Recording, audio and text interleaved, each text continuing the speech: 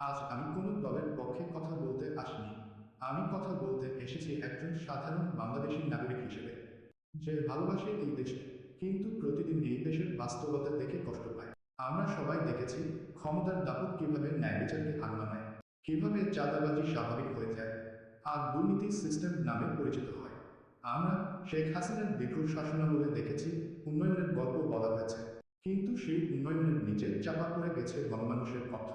অনেক সময় কথা বলাটাই হয়ে গেছে অপরাধ, আর অন্যায়ের বিরুদ্ধে দাঁড়ানো মানেই ঝুঁকি। আজ যখন আমরা বর্তমান বাংলাদেশের দিকে তাকাই, আমরা শুধু সরকার বদল চাই না, আমরা ব্যবস্থা বদল চাই।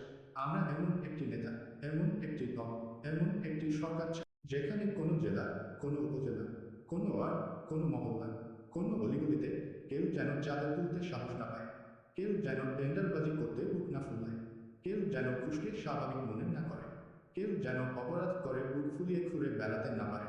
আমরা এমন রাষ্ট্র চাই যেখানে অপরাধী পরিচয় হবে তার অপরাধ দিয়ে, তার দল দিয়ে নয়, তার ক্ষমতা দিয়ে নয়, তার পরিচিত লোক দিয়ে নয়।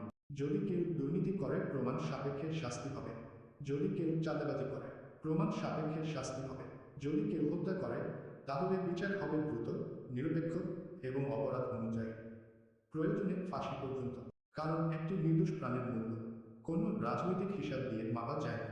আমরা ভয়ভিত্তিক রাষ্ট্র চাই না, আমরা চাই আইনের ভয়ের রাষ্ট্র, যেখানে আইন সবার উপরে, মন্ত্রী হোক, এমপি হোক, নাকি একজন সাধারণ নাগরিক। আজকের তরুণ প্রজন্ম আর স্লোগান বিশ্বাস করে না।